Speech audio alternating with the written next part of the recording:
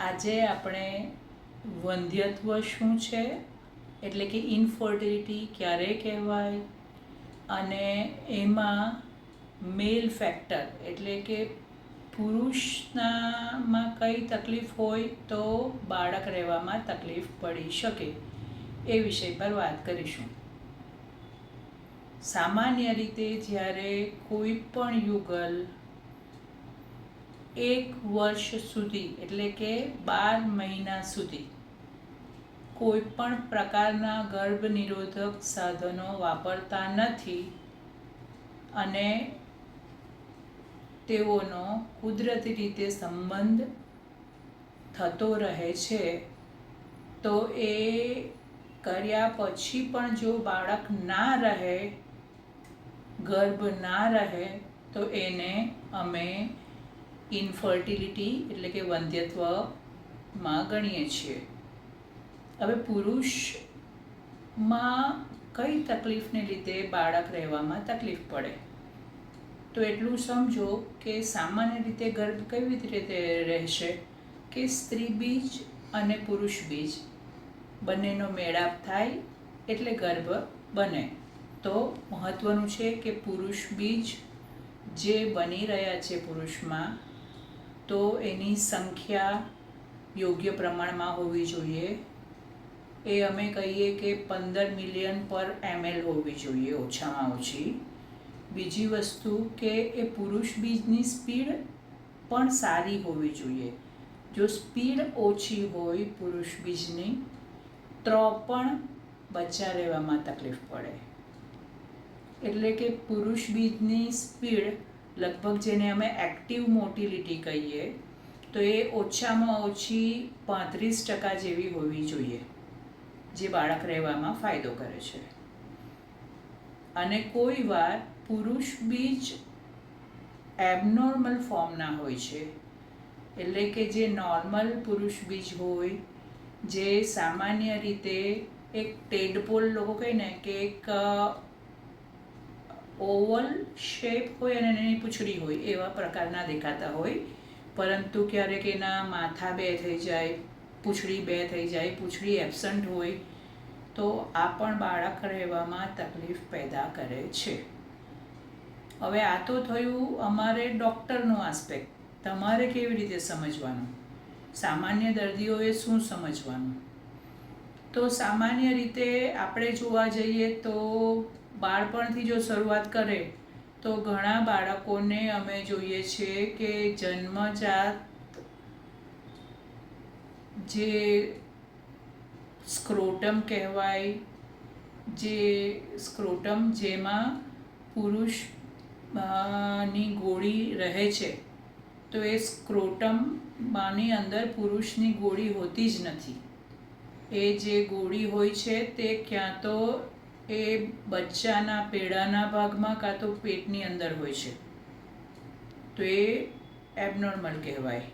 એટલે જન્મે ને ત્યારે જ બાળકનું અમે જોઈ લેતા હોઈએ, પુરુષ બાળકનું, કે એમના સ્ક્રોટમની સેક જે છે તેમાં બંને ગોળીઓ વ્યવસ્થિત જગ્યા પર છે ને.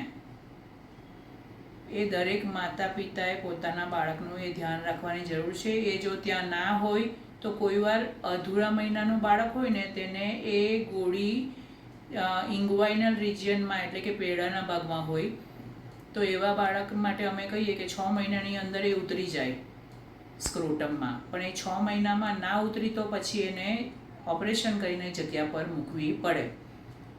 1 વર્ષ બાદ કે 2 વર્ષ બાદ જો તમે એને ઓપરેશન કરીને એની જગ્યા પર મૂકવા જશો 2 વર્ષ બાદ, તો એમાં પુરુષ બીજ નાશ પામેલા હશે. એટલે આ બહુ જરૂરી છે. બીજું વસ્તુ કે નાનપણમાં ઘણીવાર આપણે સાંભળીએ છીએ કે ગલસુણા થયા અથવા ગાલ પચોળા થયા, અહીંયા બંને તરફના ગાલ સૂજી જાય, તે વાયરલ મમ્પ્સ કહેવાય અથવા ગલસુણા વાયરસને કારણે થયેલા.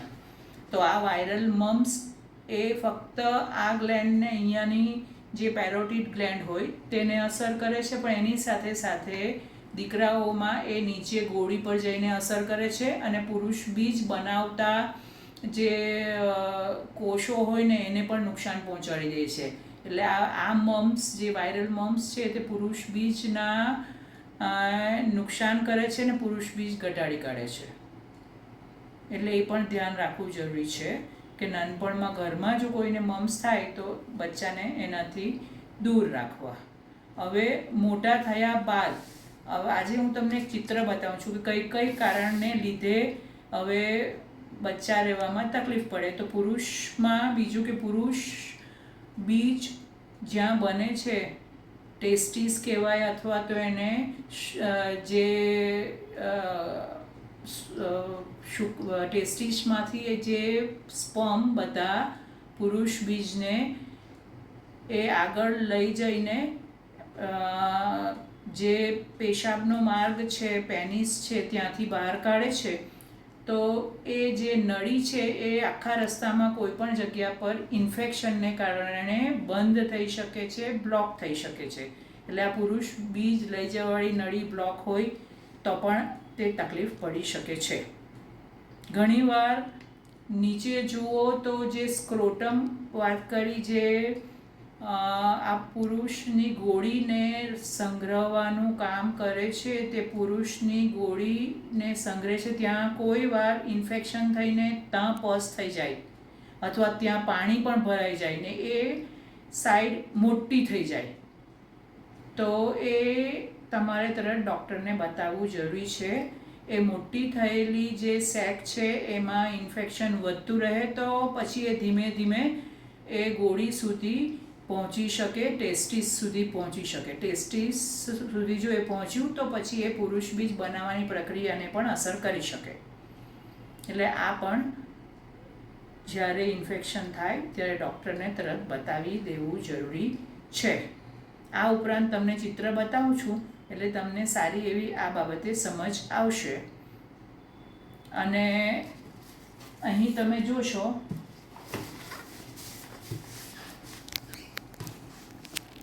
આના પર ફોકસ કરો કે આ છે સ્ક્રોટલ સેક, આ અંદર છે આ ટેસ્ટિસ જેમાંથી પુરુષ બીજ બને. આ પુરુષ બીજ બને પછી એ પુરુષ બીજ નળી દ્વારા આ સ્ક્રોટલ સેકમાંથી ઉપર જશે. પેડાના ભાગ જે કહેવાય ઇન્ગ્વાઇનલ રિજિયન, ત્યાંથી એ અંદર જશે નળી, અને એ આ પેશાબની થેલી છે યુરિનરી બ્લેડર, તેની પાસેથી જશે. અને આ છે પ્રોસ્ટેટ. અહીંયા કટ સેક્શનમાં જોશો તો અહીંયા પ્રોસ્ટેટ છે, આ પુરુષનામાં આ પ્રોસ્ટેટ. તો તેમાંથી એ જશે નળી ને અહીંયા આમાં ખુલશે. એટલે આ ભાગમાં આ પેશાબની થેલી છે, એ પેશાબની થેલીનો માર્ગ બી એક જ છે, તે પણ અહીંયાથી ખુલશે ને આ યુરિન આ વાટે જાય છે જે રીતે, ત્યાંથી જ આ જે નળી છે પુરુષ બીજની અને સ્પર્મ અને સિમેન એમાં પ્રવાહી છે, આપણે એને સિમેન કહી દઈએ, તો એ પણ અહીંયાથી જ નીકળશે. એ જ માર્ગે ને એ જ માર્ગે બહાર આવશે. તો હવે આ જે નળી છે આપણે વાત કરી તે સ્ક્રોટમમાંથી થઈને અહીંયાથી થઈને આખી અહીંયા જાય છે. એમાં કશે પણ બ્લોક હોય તો પણ અહીંયા તકલીફ પડે, પુરુષ બીજ જતા નથી, ઓછા થઈ જાય, કોઈ વાર ના જ આવે. કોઈક વાર એવું થાય કે જ્યારે પણ મેળાપ થાય ત્યારે આ પુરુષ બીજ સામાન્ય રીતે સિમેન અહીંયાથી અહીંયા આવવું જોઈએ, એને બદલે અહીંયા પહોંચી જાય પેશાબની થેલીમાં. એને રિટ્રોગ્રેડ ઇજેક્યુલેશન કહેવાય. તો એવામાં પણ પ્રોબ્લેમ થઈ શકે કે ભાઈ પુરુષ બીજ બહાર આવવાને બદલે ઉલટી દિશામાં જાય છે અહીંયા, તો એને કારણે પણ બચ્ચા રહેવામાં તકલીફ થઈ શકે. આજકાલના જીવન માટે જે મહત્ત્વની બાબત છે, જે બાળક રહેવામાં તકલીફ કરે છે, એ છે યોગ્ય આહાર, યોગ્ય ઊંઘ અને યોગ્ય કસરત. એ લોકોને મળતી નથી.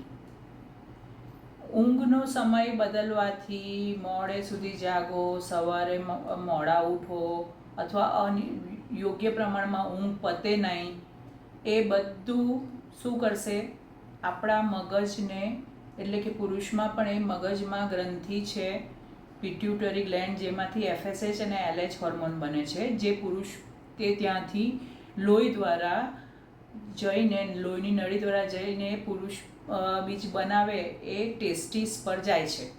અને આ FSH LH હોર્મોન સારી ક્વોલિટીના પુરુષ બીજ બનાવવા માટે મદદરૂપ થાય છે.